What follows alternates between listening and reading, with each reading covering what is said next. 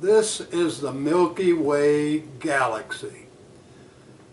It is something that astronomers have figured out, is that we live in the Milky Way galaxy. It's a spiral galaxy, which means that there is swirls. And we are about 2/3 out from the center. But again, I tell you, these spaces are tremendous. While there are 200 billion stars in the Milky Way galaxy, they are way away from each other. And when we see the Milky Way, for which this is named, and for which the astronomers decided that we would call our galaxy the Milky Way galaxy, we are looking through one of the bands of this spiral, these 4 spirals. And if I could have a microscope, I would show you that we are only on one of these bands, kind of the outside of one of these bands, and we are rather insignificant. Our star, our sun, is not a major size sun. As I said once before, it's in the bottom 10% of suns. And you'll see my reflex.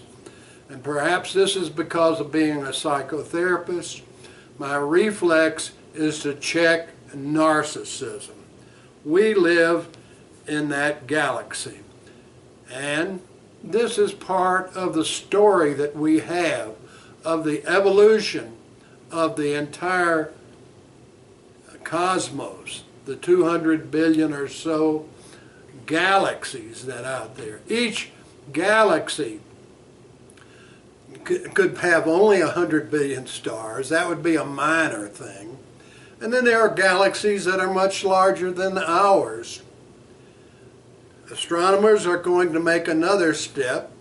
I think very shortly the European Union will send out a space probe that will be able to take pictures of 1 billion of the 200 billion stars in our particular galaxy. So our information gets bigger.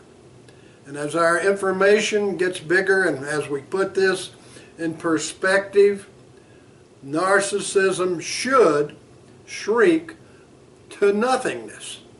But it's an old enemy of mine, and it does not. The solar system is our little planets, little compared to the cosmos. Tiny, infinitesimal compared to the cosmos. We circle around the sun. But it is all important to the people who live on this earth. I'm always impressed with how a new system will come forth that will be as narcissistic as anything developed during the 600 to 200 BCE, before the Christian era, period of religions and philosophies. And one of the systems that just amazes me is called S.E.T.I, the search for extraterrestrial intelligence.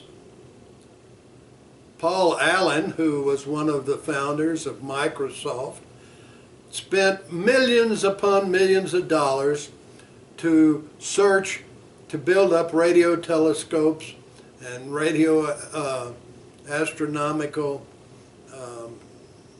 centers to see if we could find other life in the universe.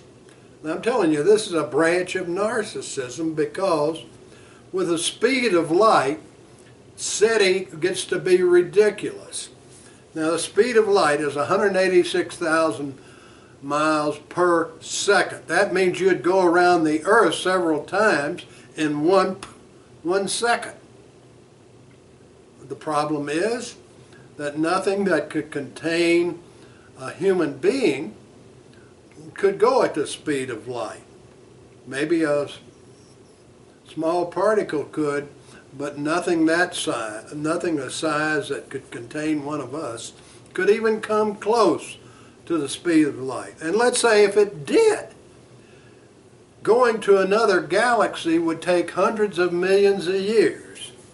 One of the things that these people at Arecibo did, and I do respect the physicist who is the head of Arecibo. Arecibo is in where Puerto Rico is the way we pronounce it.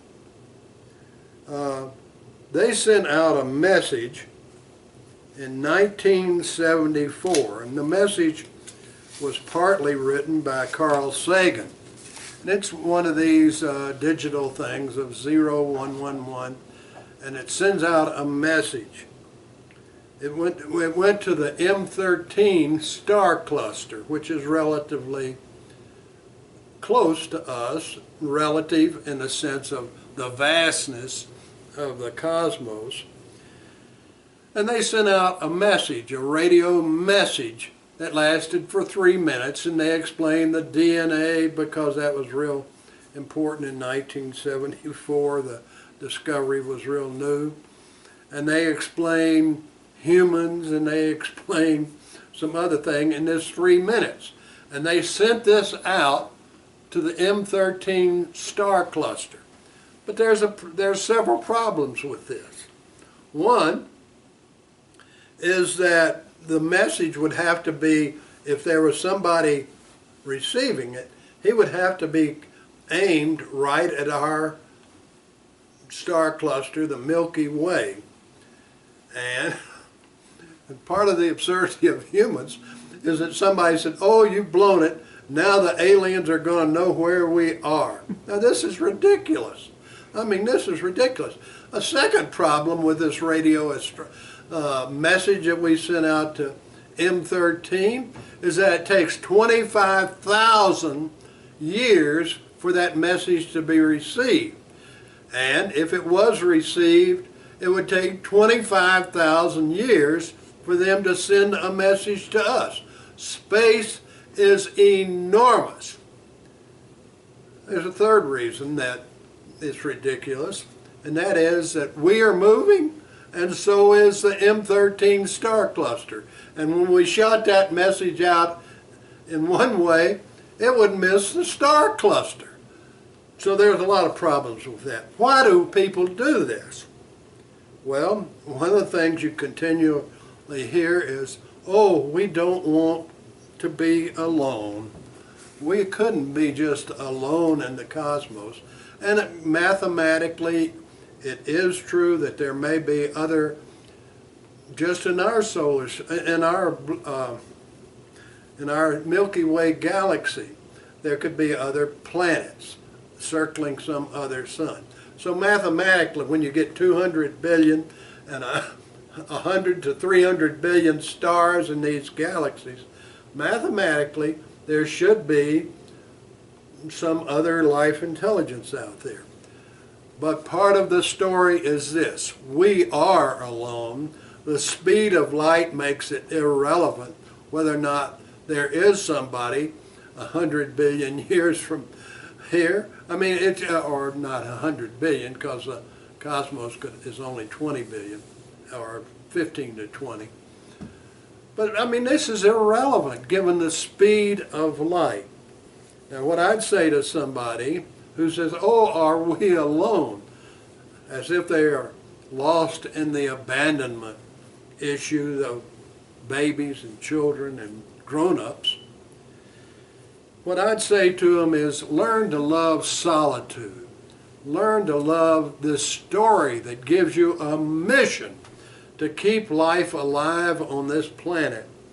Learn to have the value of close intimacy, where you cherish someone else with great tenderness.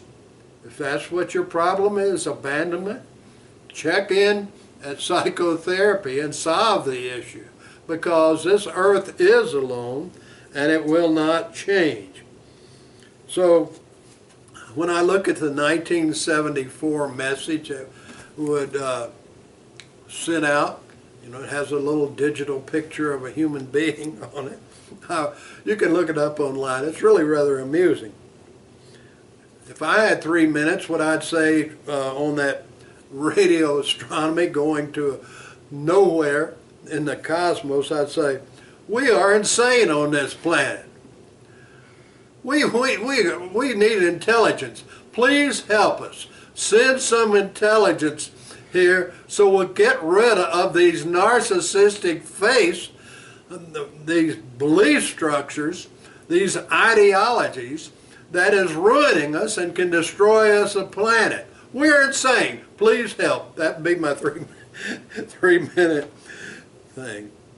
But there's a sane way, and there are, thankfully, people of all these little belief structures and people who don't have belief structures who are helping, who are creating, who are developing. When I look at Google, Microsoft, and Apple, the three greatest technological companies, each one of their missions is that we're working for a better world. Of course, I'm sure that they have to have a profit. They're capitalistic. And again, I say I do like capitalism until it gets grandiose. But each one of them, Google, do no evil. Apple and Microsoft, in their mission statements, say, we want to build a more inclusive, better world. And that is part of the story. Well, I'm going to conclude here. I want to continue on this grand story that preempts all the axial age religions and philosophies, because it is such a superb story. Astronomy is a great part of it, the creation of the universe, the evolution of the universe, but there is more to the story.